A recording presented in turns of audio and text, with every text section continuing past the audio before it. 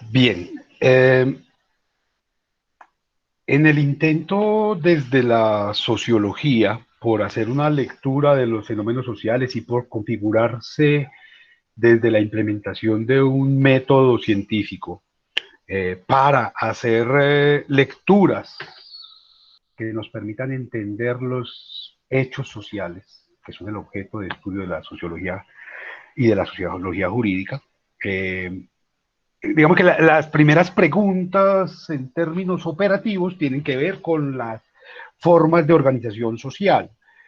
Y esas formas de organización social, en el caso particular, por ejemplo, de Durkheim, están definidas por la necesidad que se va presentando de dividir el trabajo, la división del trabajo.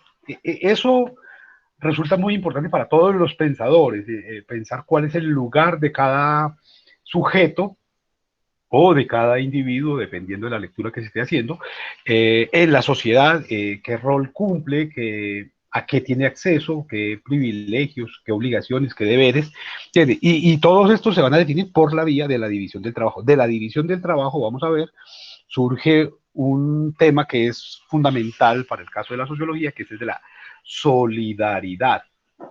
Entonces, digamos que inicialmente Durkheim nos va a proponer que la sociedad está en posibilidad de ser leída en dos momentos. Un momento que él llamará arcaico y otro un poco más contemporáneo, más moderno. Y en el arcaico él plantea una cosa que es bien interesante, sobre todo para pensar.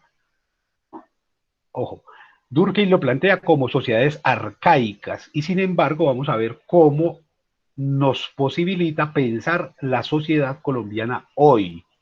Hoy. Entonces dice, hombre, en las sociedades arcaicas hay una demanda de recursos, que es apenas lógica, pues para alimentarse, para satisfacer necesidades, eh, que es el resultado, y que de esa demanda de resultados aparece unas posibilidades de resolver eso por la vía del conflicto, por la vía de la guerra, ¿cierto? En tanto que se necesitan recursos, esos recursos los tiene alguien y a ese alguien habrá que quitárselos. Ese alguien puede ser una institución, puede ser una persona, puede ser un lugar, hay que quitarlos, digamos, es como el origen de la guerra en términos básicos, pues ya veremos que eso hay que complejizarlo un poco más para poderlo entender. Pero digamos que esos recursos tendrán que responder con suficiencia a un número específico de personas que consideran que no son suficientes los recursos existentes a los que tienen acceso de manera inmediata para satisfacer sus necesidades y que por tanto es importante ir a conseguir en otro lugar. Al ir a otro lugar a conseguir recursos, necesariamente tiene que enfrentar una especie de conflicto. Es decir, es lo que Durkheim va a llamar la densidad dinámica. ¿Cierto?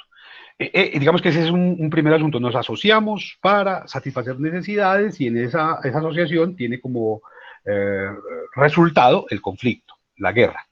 ¿Cierto? Es decir, que allí todavía no hay una especialización, simplemente hay unas necesidades, un asunto casi que instintivo.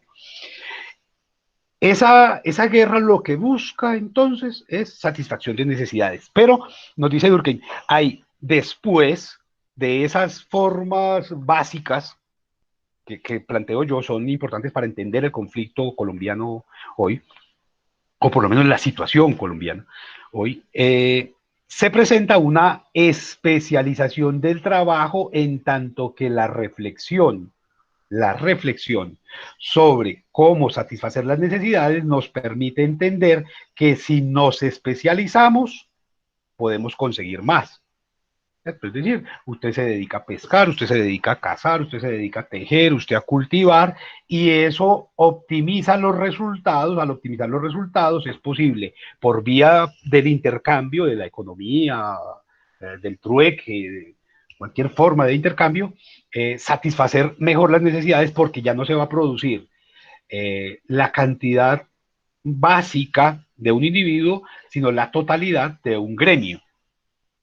Un poco uno lo puede entender a partir de lo que nos presenta las cadenas de producción a comienzos del siglo XX que permitieron que, por ejemplo, Ford dejara de producir 10 carros al día para comenzar a producir al día 1000 carros, 1200 carros, y hoy mucho más de 10.000 carros al día por vía de cadenas de producción. Ahí hay especialización. Ahora, esto es muy interesante porque esas sociedades arcaicas, después lo vamos a entender un poco con Marx y con Weber, tienen unos modelos de pensamiento que son los que determinan su vinculación con el conflicto y con la restricción en la cantidad de productos que intentan producir. Entonces, lo primero es eso. Durkheim nos plantea, hay una densidad dinámica que genera guerra en tanto la necesidad de satisfacer recursos. Y luego hay una transición hacia una solidaridad que es el resultado de la división del trabajo. En esa solidaridad, Durkheim se encuentra con que hay sociedades arcaicas y contemporáneas. La solidaridad mecánica es la arcaica, esa de la que les estoy hablando, ¿cierto? Unirnos para la guerra, para quitarle a otro lo que tiene.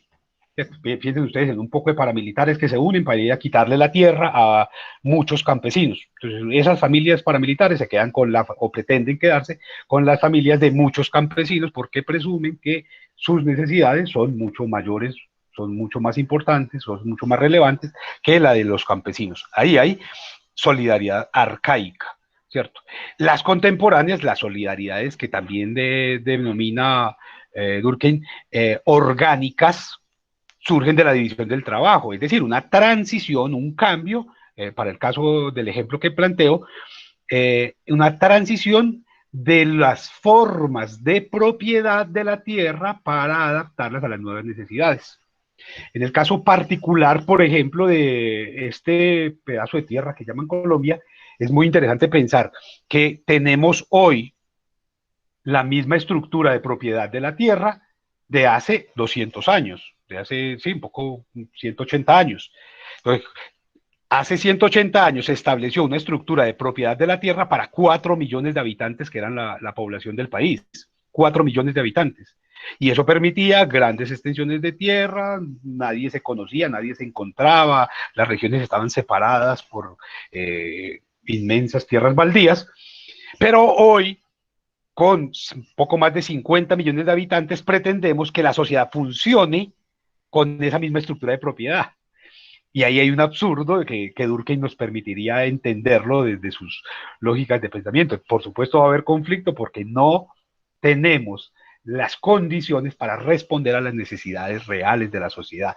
Esa sociedad orgánica, moderna, ¿cierto? Lo que nos permite es entender que tiene que haber división del trabajo, que no podemos tener 1000 hectáreas de tierras para 4 vacas, sino que necesitamos, por ejemplo, implementar la ganadería intensiva, no extensiva.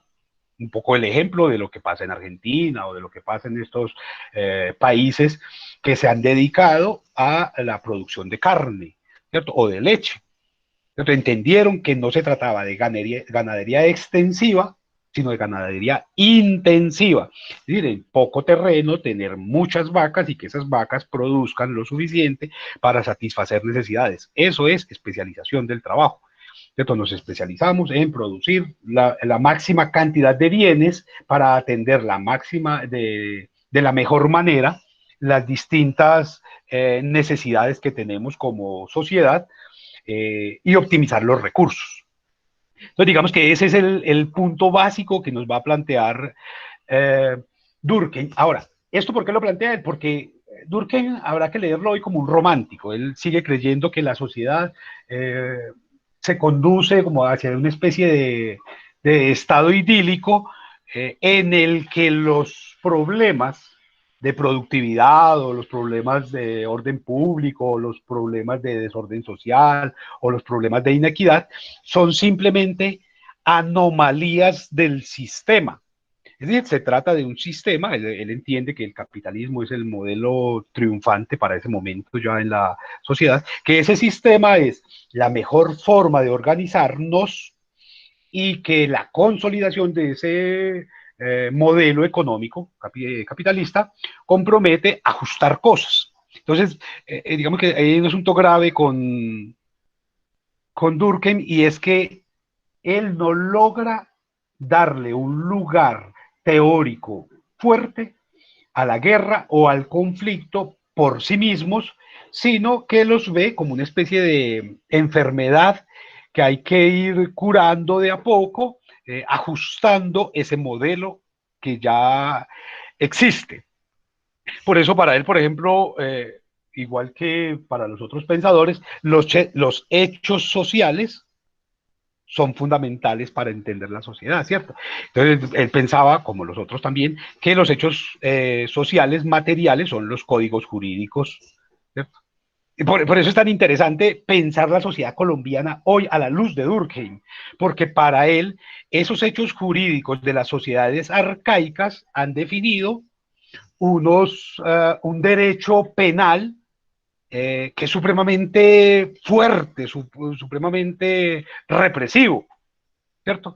Y es represivo porque en esas sociedades, como las piensa Durkheim, todos en la sociedad comparten los mismos valores, las mismas ideas, los mismos modelos, los mismos miedos, los mismos temores, las mismas expectativas. Vemos que se trata de sociedades muy homogéneas y en esa medida el derecho penal es en este tipo de sociedades es represivo porque cualquier falta o cualquier delito no es contra un individuo, contra un sujeto, sino que es contra toda la sociedad, porque toda la sociedad comparte los mismos valores, los mismos ideales y las mismas expectativas.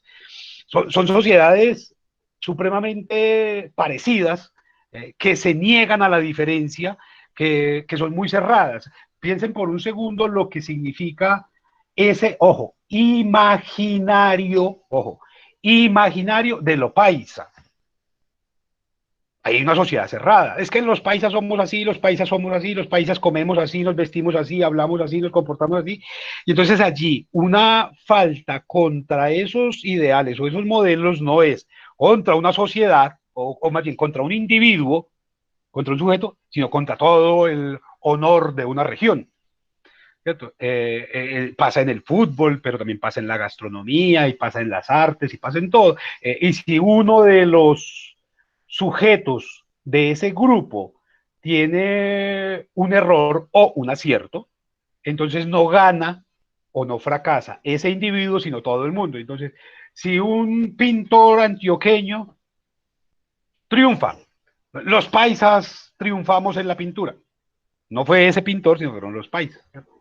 Si un antioqueño, bueno, también habrá que hablar de Caldas y de Quindío y Risaralda, que hace parte de ese imaginario, eh, eh, fracasa en algo, entonces no fue él, sino que fue toda la sociedad. Esa es la visión que tiene Durkheim, por eso les digo que es interesante entenderla hoy, porque este país está hecho de regiones que son supremamente cerradas, entonces se habla de la gente del valle, de la gente de la costa, de la gente de Antioquia, de la gente de Bogotá, de la gente del llano, como si fuera una homogeneidad. Y en ese sentido, Durkheim nos sirve para entendernos allí porque se trata de sociedades supremamente arcaicas en las que todo compromete una afrenta regional, una afrenta colectiva. ¿Cierto? Cualquier daño o cualquier agresión no es contra el individuo, sino contra la colectividad total. Ahí hay un asunto que hay que tomar con mucho cuidado en Durkheim para tratar de leernos hoy.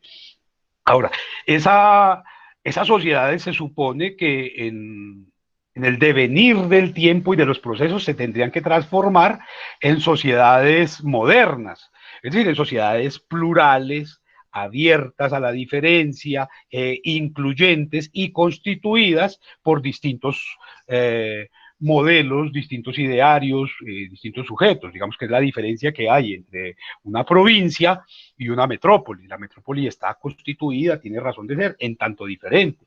Y en ese sentido, ustedes pueden pensar una ciudad como Berlín o como Nueva York, un poco como Bogotá, en la que hay de todo y cada parte constitutiva de esa sociedad tiene unos códigos comportamentales, tiene unos valores, tiene unas expectativas, unos acentos, unas comidas, unas tradiciones totalmente distintas.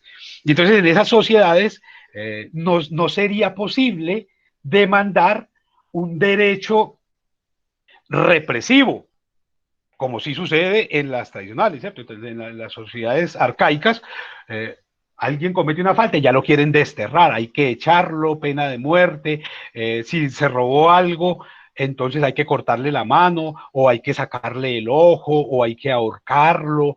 Ese tipo de sanciones, la pena de muerte, por ejemplo, solo se pueden entender en el marco de sociedades cerradas, arcaicas, que comparten códigos. Por ejemplo, las sociedades tradicionales como la japonesa se vinculan con un concepto como el honor, que lleva a que un individuo comete una falta, siente que ha dañado a toda la comunidad y por un acto de honor termina suicidándose. Va a suceder lo mismo en otro tipo de culturas también. Mire que la falta allí no es contra él, sino contra toda la sociedad. Por eso tiene que morir. Hay sociedades todavía hoy muy determinadas por idearios religiosos, por ejemplo, en los que se apedrea a quien comete una falta, en las que se castiga con asuntos físicos. Y ese es un asunto que tiene que ver todo con culturas arcaicas. Entonces, cuando alguien comete un delito y la sociedad pide pena de muerte, estamos hablando de una sociedad arcaica, es decir, estamos atrasados alrededor de 500 años, pues un poco más inclusive, en relación con el resto de sociedades que dieron el paso hacia otro tipo de solidaridades en las que se desarrollan formas de derecho que ya no son represivas, ¿cierto? Sino que son simplemente sancionatorias, ¿cierto? Por el hecho de que las conductas son entendidas es contra una institución o contra un sujeto. Entonces usted se roba, o usted mata, o usted miente, perjura, comete incesto, comete cualquier falta, y esa falta contra quién es, pues contra el sujeto que la cometió o contra la institución que la cometió, no contra toda la sociedad, ¿cierto? Sino, ahí habría que pensar cómo nuestro sistema jurídico intenta vincularse, digo nuestro colombiano, se vincula teóricamente con este tipo de sociedad moderna, pero las prácticas cotidianas permanecen en la solidaridad mecánica arcaica. Y como la gente todavía aquí en este terreno, en este terruño, se vincula con la idea de familia, ¿cierto? Entonces la afrenta no fue contra Pedro, sino contra toda la familia de Pedro, ¿cierto? Alguien no ofendió a, a un hijo, sino que toda la familia se va a responder porque toda la familia se siente ofendida. Hay un asunto que tiene que ver con lo arcaico, por eso les planteo la importancia de Durkheim para entendernos comportamentalmente en Colombia. Legalmente, por supuesto, tenemos códigos que nos hablan de sociedades modernas, una constitución que nos habla de formas modernas o por lo menos aparentemente modernas, ya veremos que no. Pero pues, digamos que allí Durkheim es la clave para podernos leer. En esas sociedades contemporáneas, el derecho es entonces restitutivo, ¿cierto? Es una sociedad diferenciada en la que hay muchas formas de actuar, muchas formas de pensar, muchas formas de creer, y el derecho allí es restitutivo, no reprende, no, sino que lo que busca es compensar.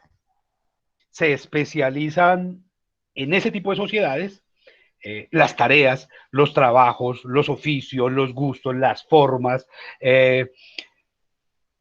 y por esa misma especialización no es posible universalizar, ¿cierto? Porque se generan gremios y cada gremio tiene sus propios códigos, ¿cierto? Entonces las afrentas, los daños, las agresiones, los delitos, las faltas, no son, no son universales, son entre individuos, ¿cierto? Es decir, que no hay conciencia colectiva compartida, sino que es cada individuo, cada sujeto, el que elige en qué se inscribe, cómo se inscribe y cómo participa. Y entonces usted decidió estudiar derecho.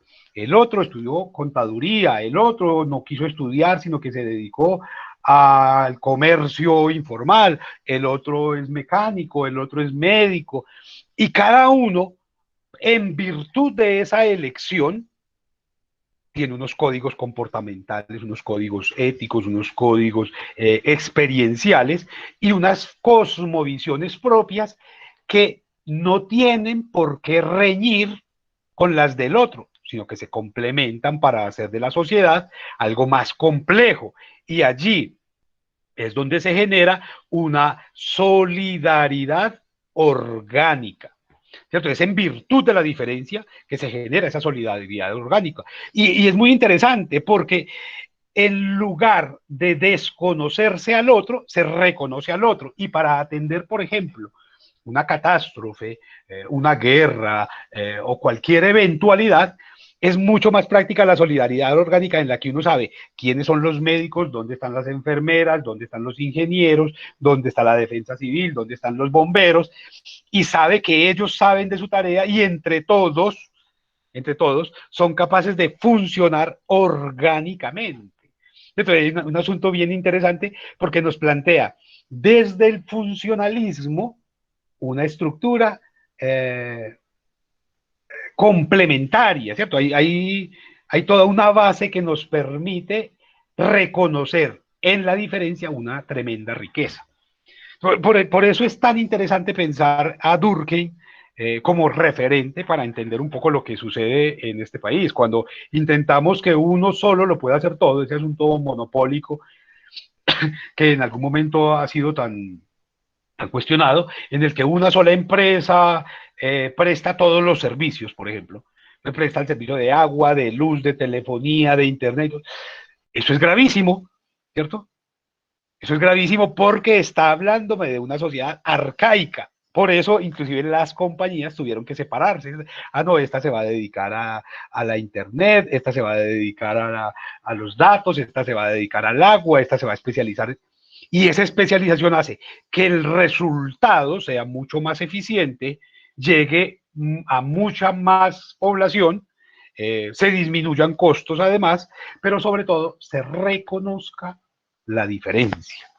Ahí es donde se nos convierte en fundamental entender a Durkheim como modelo de pensamiento. Yo lo cuestiono en muchas cosas, por supuesto, para entender problemas. Ahora, Durkheim intenta entender problemas específicos a partir de esto para demostrar que su trabajo es real, que es concreto, que no se queda en la especulación. De hecho, el trabajo, por ejemplo, de Durkheim sobre el suicidio, intentando entender, venga, ¿y la gente por qué se suicida? ¿Qué compromete el suicidio en términos prácticos, operativos para la sociedad?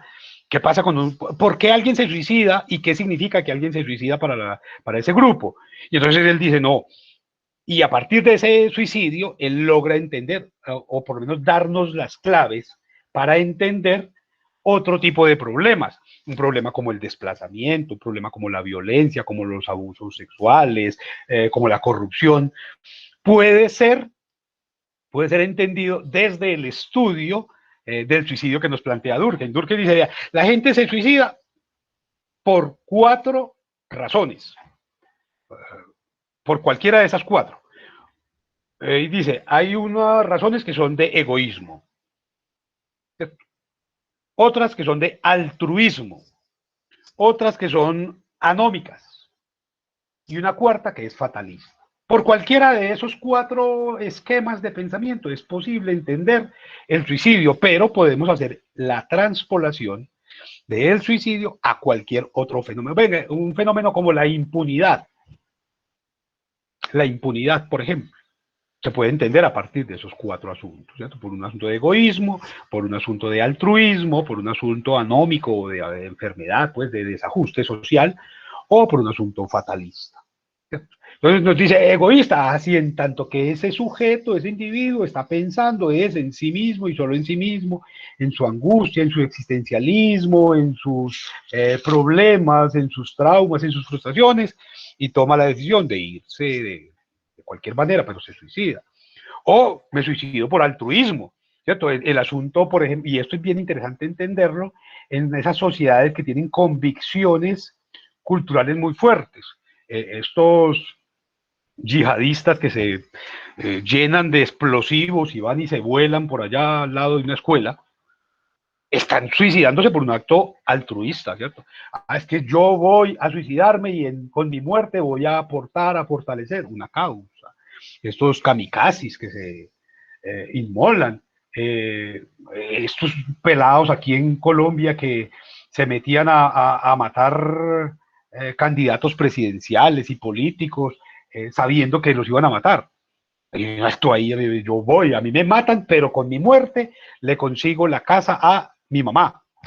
A partir de mi muerte yo le resuelvo el problema. Y uno en el narcotráfico, es en tráfico de mulas, en los aeropuertos, alerta aeropuerto, nos muestra casos de esos. Venga, ¿y usted por qué está llevando este poco de droga? Para darle escuela a mis hijos, para pagarle una operación a mi mamá. Es decir, se esgrimen argumentos altruistas para sustentar o para justificar esas conductas que afectan a la sociedad.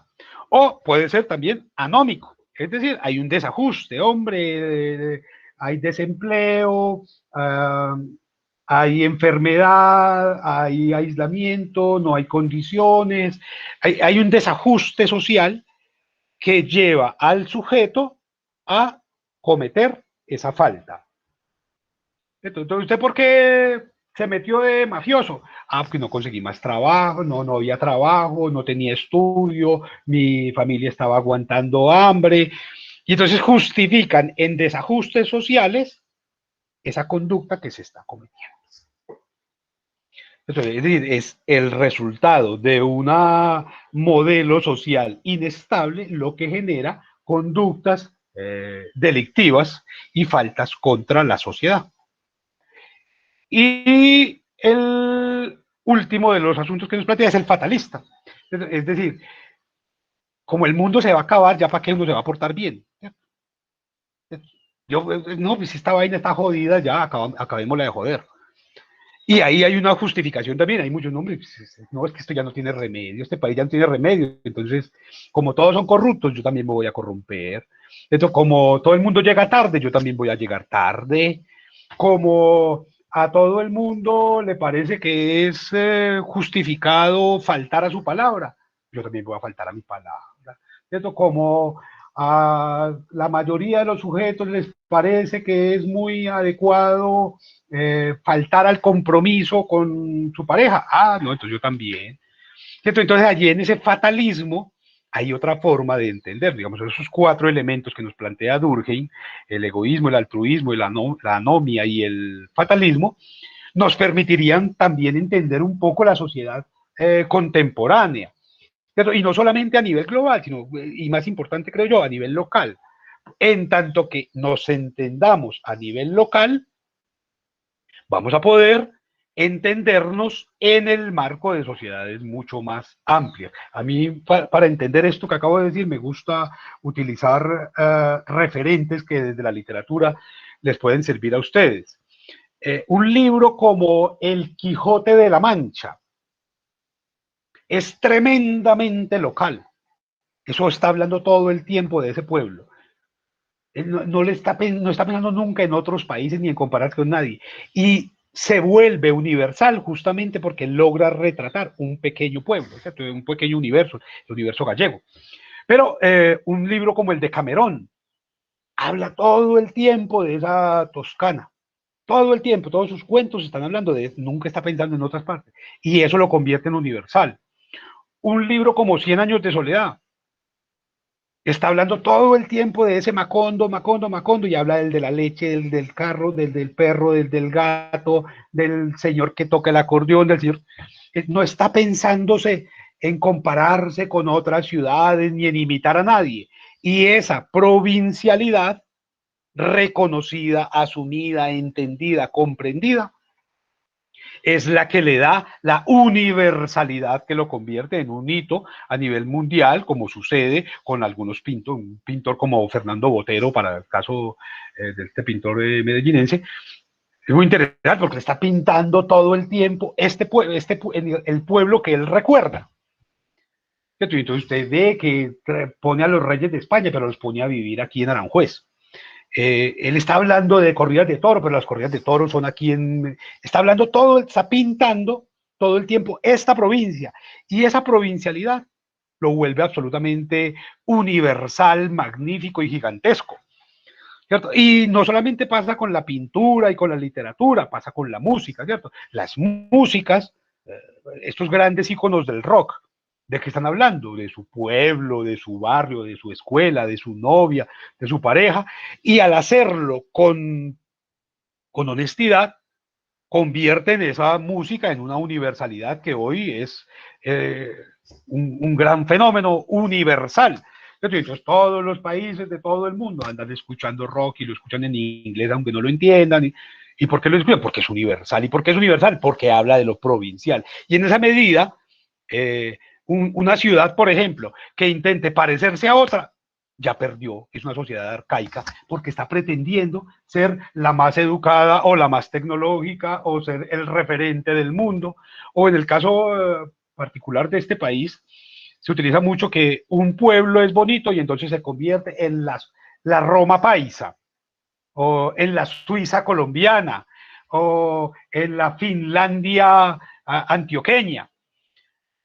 Y eso lo que nos está mostrando es la poca imagen favorable que tiene de sí, porque tiene que compararse con otros para poderse nombrar. Y miren que todo esto se extrapola necesariamente de la teoría que nos está planteando Durkheim. Entonces, en la medida en que usted se reconoce, que usted se asume, que usted se valora, que usted se cuestiona, que usted va asumiendo sus procesos, no los de otros, sino los suyos propios, usted va elaborando toda una estructura que le permite fortalecerse frente a los demás.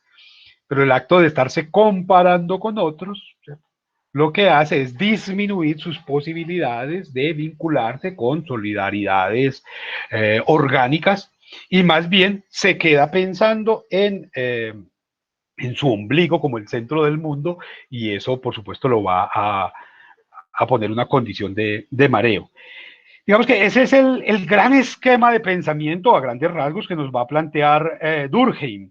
Max Weber tiene peleas, por supuesto, con él, ¿cierto? Y tiene peleas con él primero que nada porque Max Weber entiende el mundo desde los procesos históricos. Ya no desde un proceso realizado como Durkheim, sino desde procesos históricos. Para Max Weber es importantísimo el proceso histórico en el cual se van observando las transformaciones, las transiciones, y estas sirven como referentes para explicar lo que está sucediendo.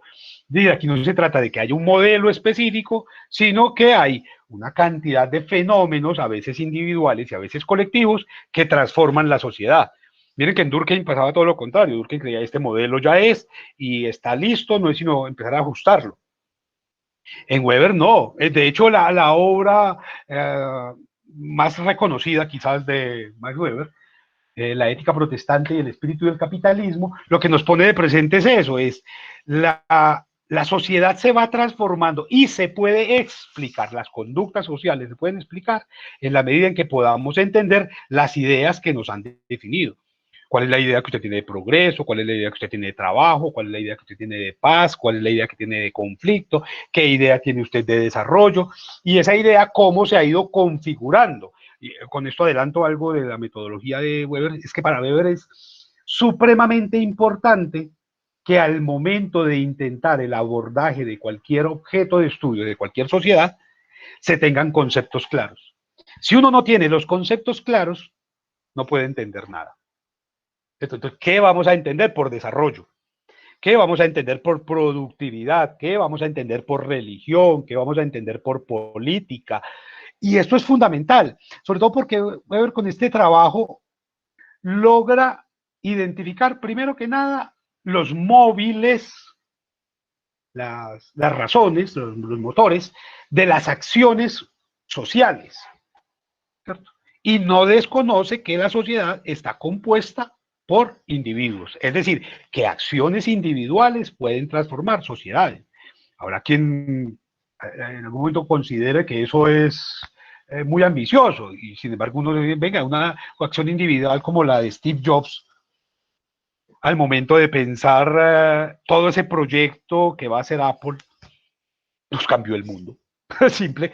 Un individuo, con una idea.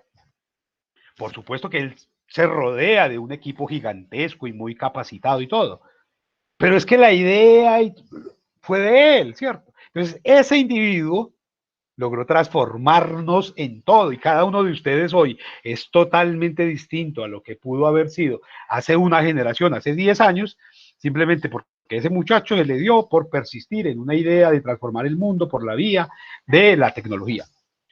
Pero no solamente pasa con él, uno podría pensar en un tipo como Francisco de Asís, que cambió el mundo y se inventó el pesebre y cambió los valores y afectó la iglesia y las formas de creer y de ritualizar a partir de su práctica individual.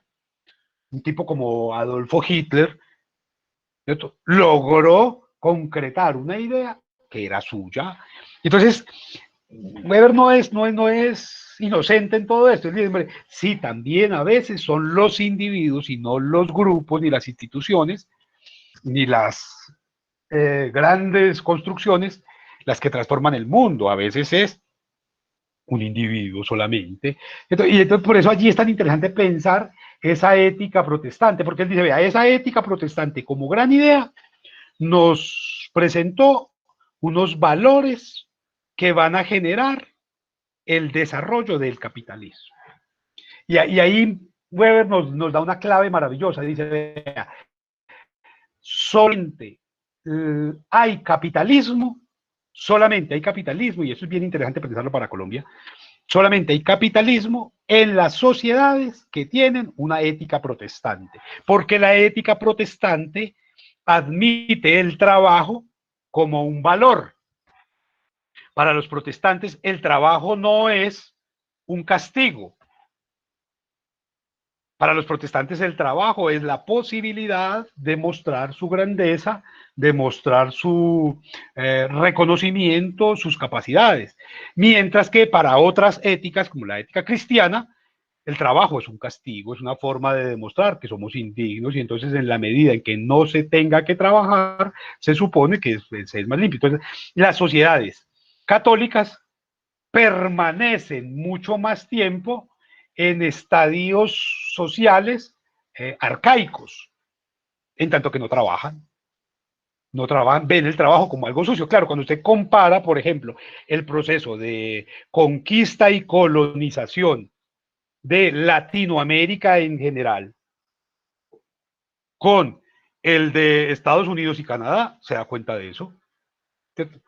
Allá, a Estados Unidos y Canadá, llegaron esos europeos a trabajar.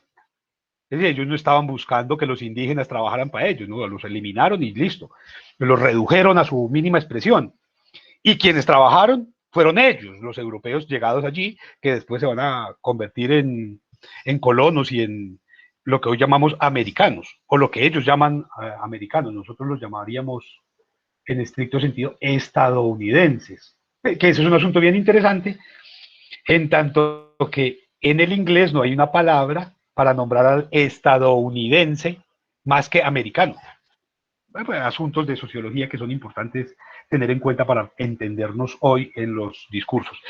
En cambio, en América Latina, en toda Latinoamérica, quienes llegaron con una moral católica, y esa moral católica comprometía que el trabajo era un castigo, por lo tanto, el hacendado, el encomendero, el conquistador no llegaba a trabajar, sino a poner a los otros a que trabajaran, y él simplemente usufructuaba ese trabajo y se lo llevaba para donde estaba su familia, en España, ¿cierto? Habrá que entender asuntos como el matrimonio en este caso, ustedes deben saberlo, si no yo se los cuento aquí. El matrimonio como esa institución hasta que la muerte los separe y todo ese poco de rituales, se funda en 1492 al momento de las capitulaciones de Cádiz, para garantizar que los europeos que vinieran aquí, a América, se tuvieran que devolver a rendir cuenta a sus esposas y a sus hijos. Por eso aquí,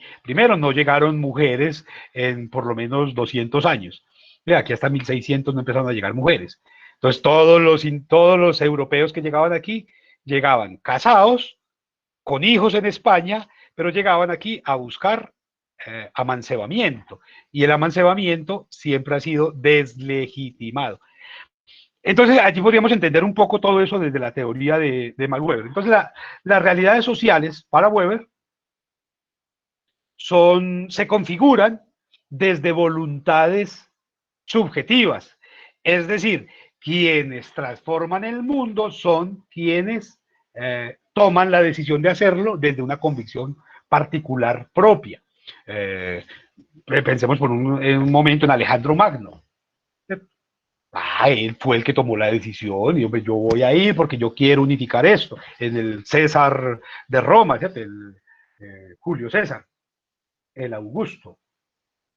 Él toma la decisión de asumir la grandeza como proyecto de vida y toma todos los recursos institucionales para resolver su proyecto de vida. Habría que pensar aquí en un tipo como Bill Gates, ¿cierto? Toma también su decisión, se apoya en todo el andamiaje institucional y en todo lo que sea necesario para resolver su proyecto de vida. Y asimismo uno podría pensar en una cantidad de gente, desde el arte, desde la ciencia, un tipo como Carl Sagan va a hacer exactamente lo mismo. En la música sucede también, vamos a transformar la música y transforman la música porque a un tipo le parece que hay que cambiarla y la cambia y nos hace regalos maravillosos. Entonces allí digamos que es importante entender ya no desde Durkheim, que para él es imposible esto, sino desde Weber, ¿cierto? Entonces en Weber hay una aproximación a las leyes que configuran las transformaciones sociales.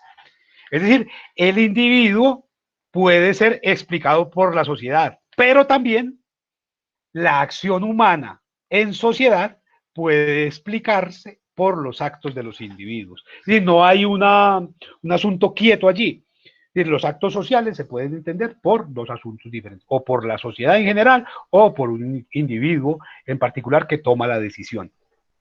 Y en esa medida es que Weber establece unas relaciones de valor para hacer trabajo sociológico y mucho más sociológico jurídico, relaciones de valor en, digamos, en detrimento, en contra de los juicios de valor.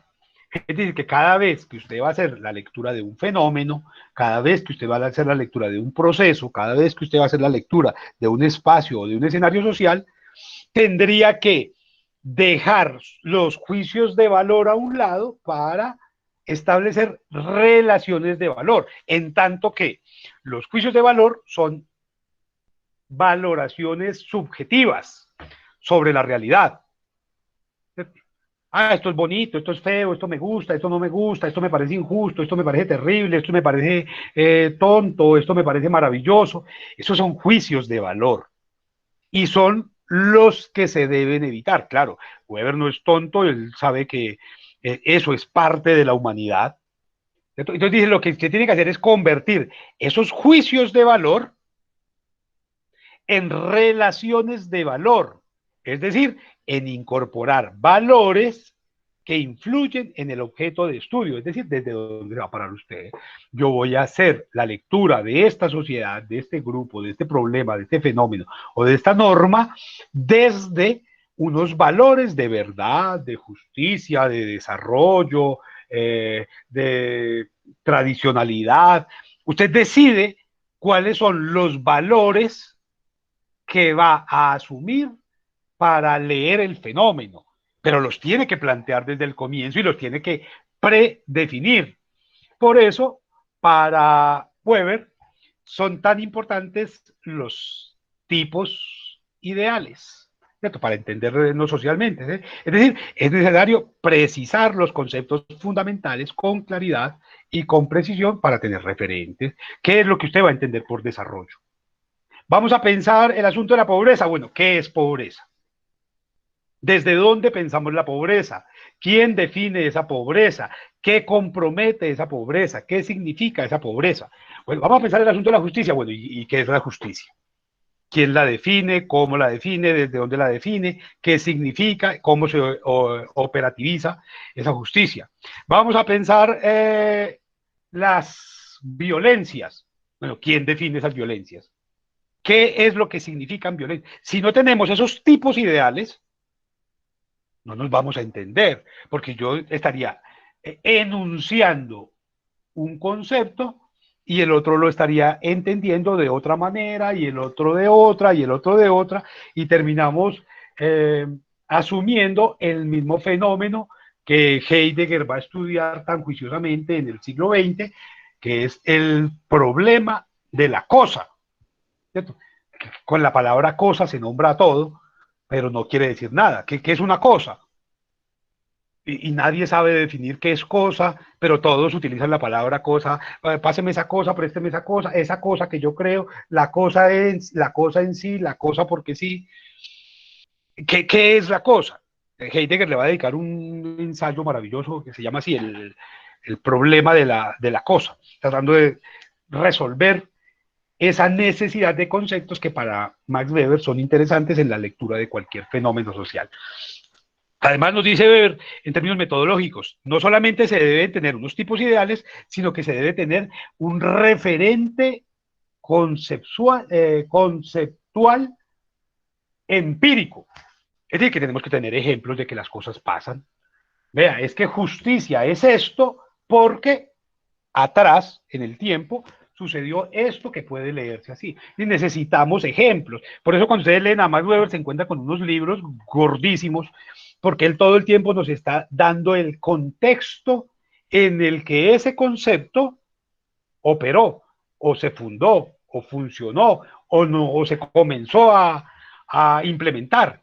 Entonces, siempre está utilizando ejemplos desde atrás, desde la historia, ¿cierto? Entonces, todo el tiempo necesitaríamos estar con la certeza de que eso de que estamos hablando no surgió por generación espontánea, sino que es el resultado de una cantidad de sucesos que se han venido presentando. Y con eso lo que nos plantea es la necesidad de una causalidad significativa. Es decir, poder explicar los fenómenos como resultado de otros. Entonces uno tendría que pensar aquí que el 9 de abril de 1948 se presenta el fenómeno que se conoce en la historiografía local como el Bogotazo, no porque sí, sino porque venían sucediendo una cantidad de eventos que dieron como resultado esa explosión de violencias que van a transformar arquitectónica, física, política, culturalmente a toda una nación.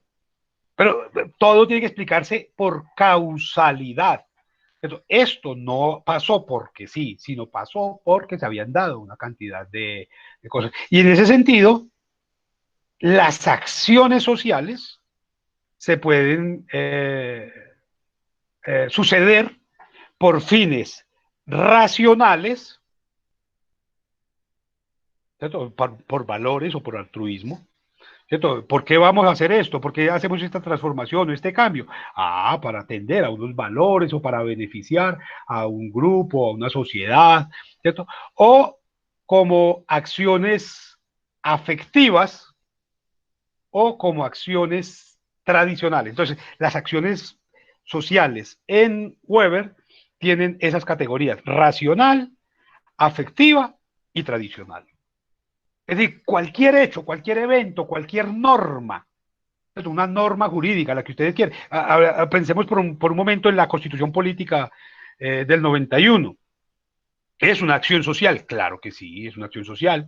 ¿Y es una acción social racional o es una acción afectiva o es una acción tradicional? Y eso es fundamental entenderla porque dependiendo de cada una de esas categorías, se podrá sustentar y se podrá proyectar con unos objetivos para un grupo específico de ciudadanos o para toda una nación.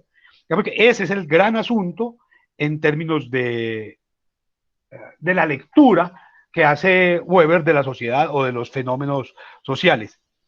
Y esto ya se contrasta con lo que nos plantea Marx, ¿cierto? Marx ya tiene un asunto totalmente diferenciado con estos dos, porque él hace la lectura desde el historicismo, ¿cierto? Y ese historicismo le permite entender que la sociedad es una totalidad, ¿cierto? Es una totalidad que se grafica, que se dibuja, que se representa, totalidad, en un edificio de 2 pisos, para Marx.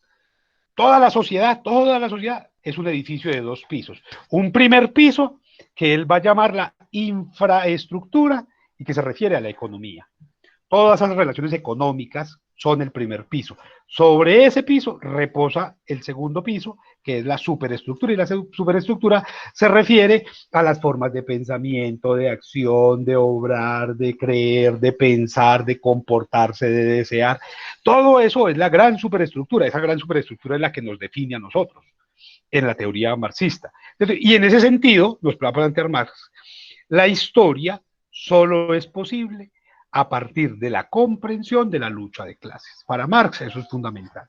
Nos tenemos que entender es a partir de la lucha de clases. Desde Adán y Eva hasta hoy, en la lectura marxista, todo es lucha de clases, es decir, una pelea constante por las formas de sobrevivencia y por el acceso a privilegios. Eso es a lo que se refiere a la lucha de clases. Hay una cantidad gigantesca, pues, de estudios y de trabajos que intentan tratar de definir qué es eso de lucha de clases, porque para Marx, y eso ustedes cuando, seguramente por ahí en tercer o cuarto semestre de Derecho, leyeron El Capital, se encontraron en el capítulo 52 del Capital esa imposibilidad que tiene Marx para definir qué son las clases sociales. Entonces, ahí es, en el capítulo 52 del Capital es donde Marx intenta definir qué son clases sociales y no puede. De hecho, todos los estudios posteriores, todos los marxistas, son los que intentan decir, vea, para Marx, clase social es esto. Marx nunca lo dijo, no logró llegar por allá.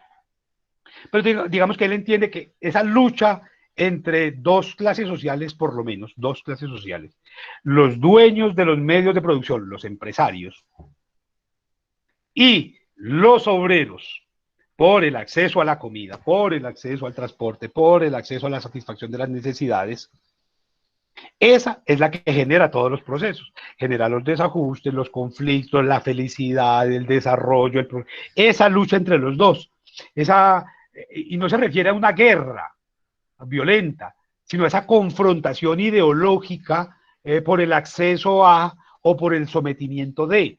Allí es donde estaría la posibilidad de entendernos como sociedad entonces, ¿cierto? Entonces, para, uh, para resolver eso, entonces Marx solamente entiende que los procesos pueden leerse en clave económica a partir de la comprensión de las superestructuras. ¿Cierto? ¿Qué es una superestructura, por ejemplo? La publicidad, la política, el deporte, todos esos son parte de la superestructura. Y en ese sentido, cada uno de nosotros somos el reflejo de la superestructura en la que vivimos. Es decir, usted se puede llamar Juan, Pedro, Mateo, Antonia, Claudia, Marcela, Stephanie. ¿Por qué? Por una superestructura que define que esos nombres, por ejemplo, son apropiados, son bonitos, son masculinos, son femeninos, son fuertes, son actuales. ¿Y por qué abandonamos otros nombres? Porque ya no corresponden a eso. La superestructura lo determina así. ¿Por qué nos vestimos como nos vestimos, nos peinamos como nos peinamos o estudiamos lo que estudiamos? Por el resultado de esa interacción de la superestructura. Entonces, eso es interesante pensar. ¿Usted por qué cree, por qué practica, por qué profesa? Por la superestructura que le permite eso. Y esa superestructura siempre se va a anclar en relaciones económicas. Entonces, para sintetizar esto ya en términos de los tres elementos, Weber se opone a la idea de sociedad que nos propone Marx, ¿cierto? Él piensa que se puede estudiar la sociedad compartimentada. Entonces Weber dice, no, se puede estudiar lo social independientemente de lo económico. Un poco como funcionamos hoy. Usted estudia derecho y hay otro que estudia economía y hay otro que estudia teología y hay otro que estudia gastronomía y hay otro que... Y usted puede entender todo ese universo del derecho sin necesidad de ser economista o sin necesidad de ser comerciante o sin, como hay una especialización allí que nos la está planteando Weber todo el tiempo. Hay una autonomía en ese sentido de cada una de las formas de realización social para Weber. Y en ese sentido, para Weber, el conflicto nunca es total. Como para Marx. Para Marx sí, todo el conflicto siempre tiene que ver con lucha de clases.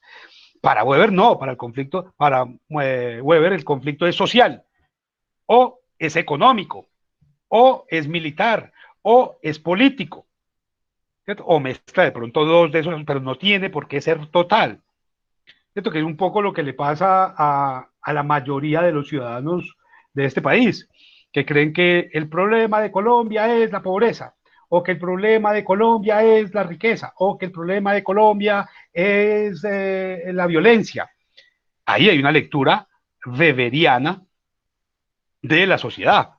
No, no, piensan que hay un desajuste total de la sociedad, como nos lo plantearía Marx, sino que lo lleva a términos de Weber. No, esto se puede estudiar por separado. Inclusive hubo un ministro que planteaba que en este país el país va mal, pero la economía va bien. Y es una lectura totalmente hecha desde Weber, de pensar que la economía del país va muy bien, pero que el país está mal, pues como que no obedece a una lógica de comprensión de que la economía es parte integral y determinante de la sociedad.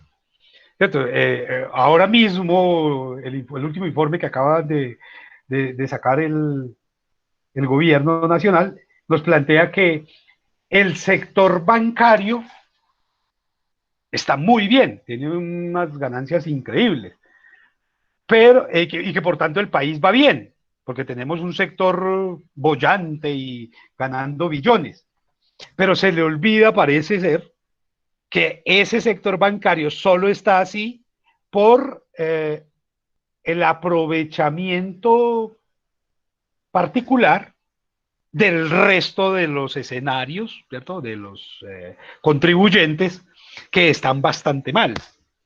Entonces allí otra vez Weber se nos vuelve bien interesante para intentar el acercamiento a la comprensión de lo que somos, ¿cierto?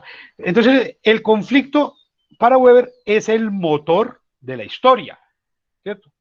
En ese sentido puede ser entre hombres particulares o entre instituciones, pero es, por ejemplo, cuando les planteaba lo de Steve Jobs, ¿cierto? Ese hombre estaba en conflicto con su sociedad, con su tiempo, con el acceso a determinadas tecnologías. Y para resolver ese conflicto, termina generando todo un movimiento que transforma la visión que tenemos del mundo.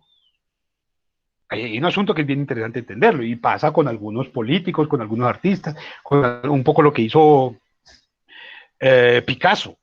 Entonces, yo no estoy de acuerdo con la manera en que el arte está reflejando el mundo y él crea todo un movimiento, inicialmente el cubismo, pero vamos a ver que es mucho más allá de eso, con el que transforma todas las relaciones, los discursos, las prácticas y los imaginarios a nivel mundial, a nivel global. Eso no es solamente en España.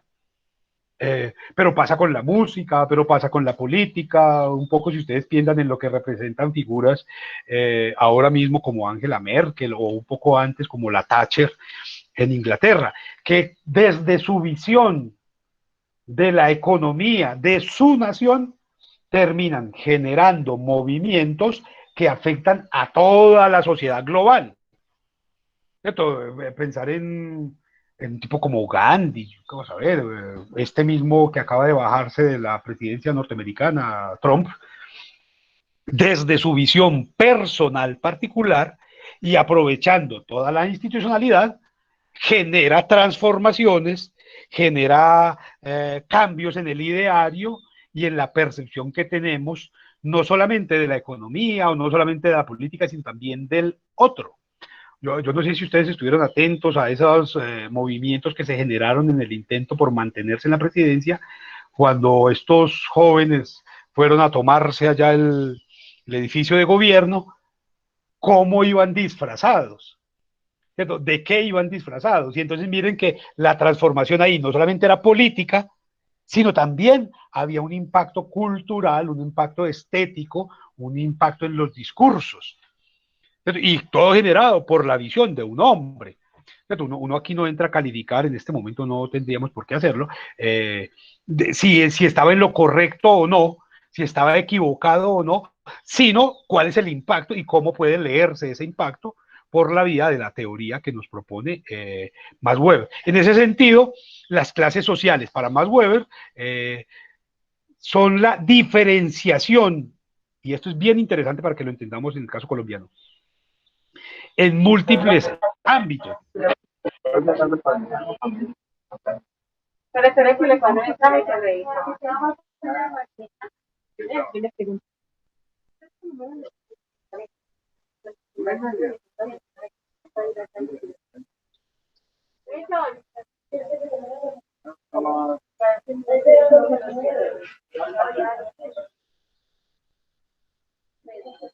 Uy, alguien tiene el micrófono prendido, favor apagarlo.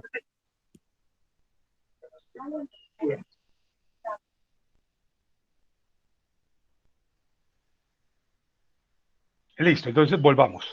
Entonces la diferenciación en las clases sociales en Weber se presenta en distintos ámbitos. No se trata como en el caso de Marx. En Marx, los dueños de los medios de producción y la fuerza productiva, o sea, trabajadores y empresarios, para ponerlo en términos un poco groseros y sintéticos, sino que en Weber las clases sociales se dan en diferentes espacios. Entonces hay clases sociales, por ejemplo, en lo económico, en lo social, en lo político. Habrá que pensar, por ejemplo, que en lo político están divididos por partidos políticos, ¿cierto? Pero las clases lucrativas. Entonces usted puede encontrarse un representante del sector cultural, un artista, por ejemplo, eh, que tenga mucho reconocimiento, que sea un ícono.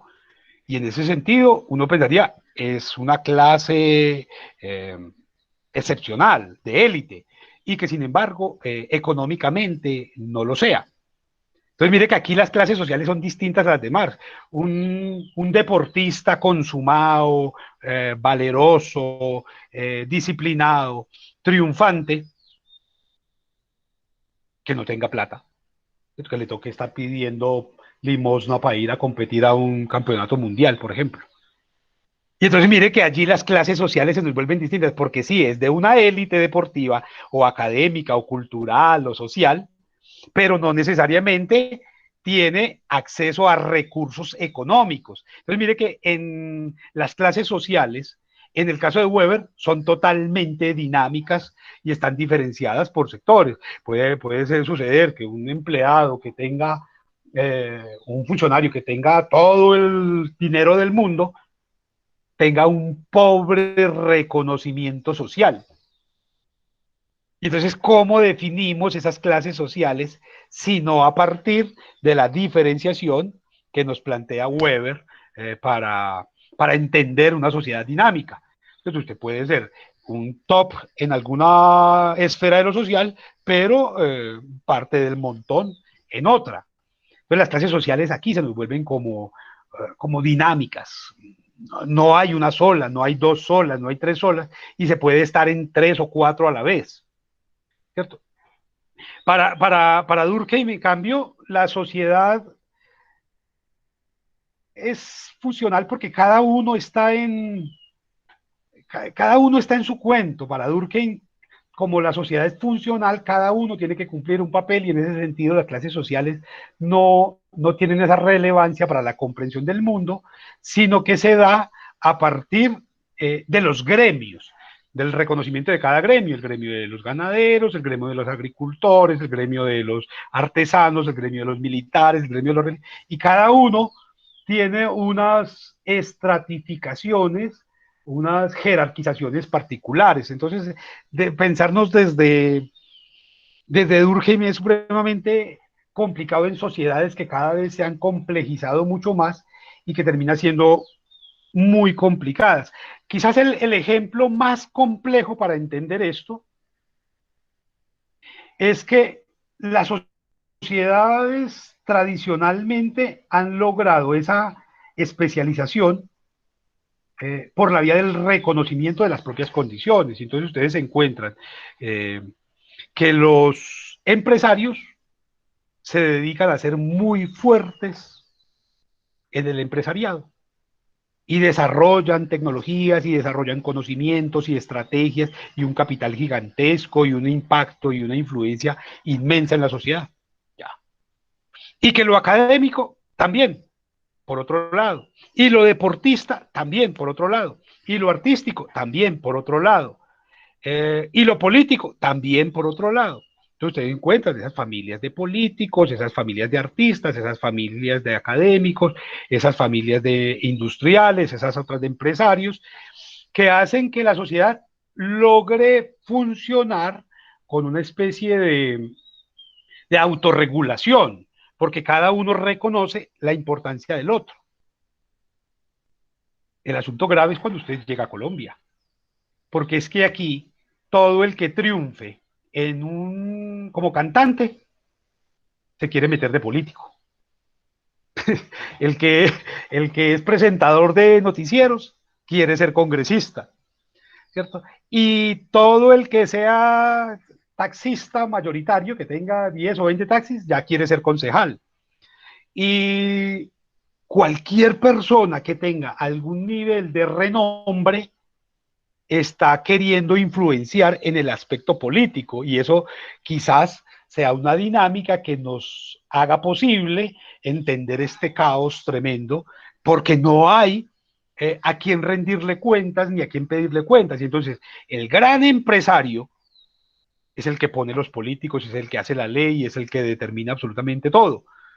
Y entonces no hay formas de organización sociopolítica que puedan leerse desde preceptos de Weber o desde preceptos de Marx o desde preceptos de Durkheim para el caso de una sociedad que no logra precisar cuáles son los escenarios en los que se mueve cada sujeto, cada individuo. Por eso para Durkheim los conflictos son anómalos, son esporádicos, no son sociales, sino que son excepcionales, y él no puede pensar en clases sociales, como los planteaba Weber o como los planteaba Marx, sino que él piensa en una cosa que son los lazos sociales, que es una especie como de ideario moral que se le impone a la sociedad. Es decir, él está pensando en la sociedad como una especie de colegio, como una especie de institución en la que hay un rector y ese rector establece cuáles son las normas, cuáles son los principios, cuáles son las reglas, cuáles son las faltas, cuáles son las conductas, cuál es el rol de cada uno. Él no puede permitirnos entendernos en una sociedad amplia y diversa, pero a su vez es el que más se acerca para pensar una sociedad en construcción como la colombiana. Es una sociedad que todavía no logra definir roles, que no logra definir cuál es su lugar, cuál es su escenario, cuál es su rol frente al mundo. Bien, yo me voy a callar un momento y voy a empezar a escuchar sus preguntas, sus dudas, sus comentarios. Y intentemos resolverlas, por supuesto.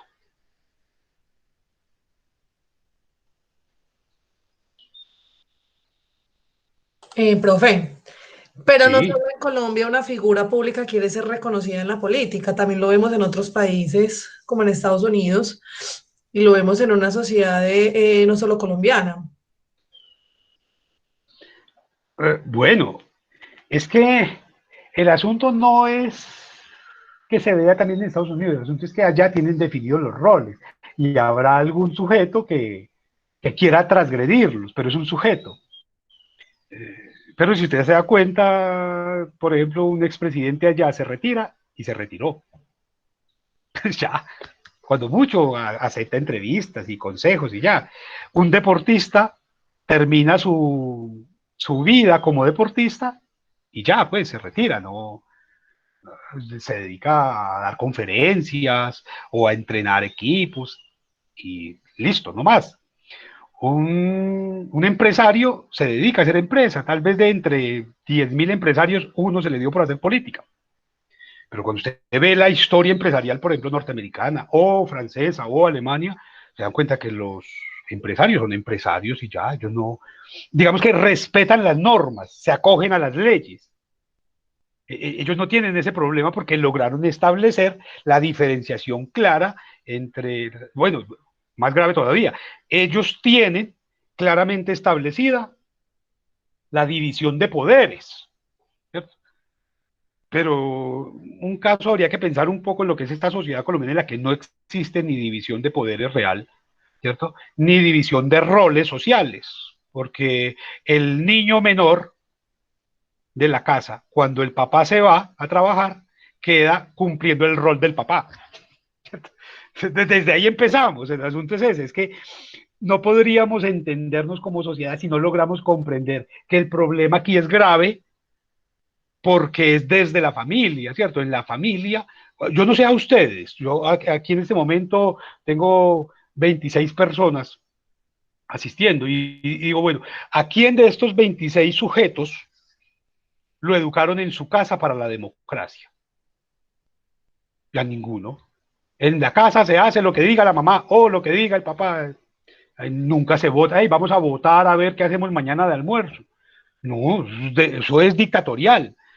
A nadie en la casa, a nadie en el colegio se le educa para la democracia. El que manda es el profesor o el director o el coordinador de disciplina o el tipo grande que hace matoneo. No hay una educación para la democracia ni en la familia, ni en la escuela y mucho menos en la universidad. Ninguno de ustedes lo convocan en la universidad, vamos a nombrar rector, vamos a ver, por favor, estudiantes, ustedes que son eh, los, los aportantes mayoritarios, vamos a votar. Eso no pasa.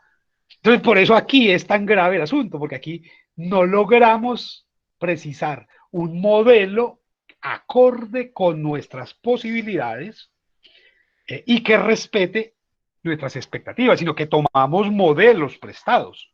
Ahí hay un asunto muy grave. En otros países usted lo que se encuentra es que, por ejemplo, los cuerpos colegiados funcionan perfectamente. Entonces, en el colegio, los padres de familia tienen de verdad voz y voto para cambiar, para transformar, para intencionar, para orientar, para modificar. Aquí el colegio, como es una institución privada y lo privado aquí tiene una especie como de manto sagrado, no se puede tocar y el rector hace lo que le parezca más adecuado, nombra a quien quiere, echa a quien le parezca mejor. Y eso funciona no solamente para, para cualquier colegio de pueblo, sino para cualquier universidad. Mira cómo se nombra aquí la rectoría de la Universidad de Antioquia o de la Universidad de Medellín o de cualquier otra universidad. ¿Cierto? Entonces yo creo que ahí hay un asunto que tendremos que leerlo con juicio. Por eso yo soy tan cansón con que la sociología jurídica es la clave para comprender cómo es que funciona este escenario en el que nos estamos moviendo.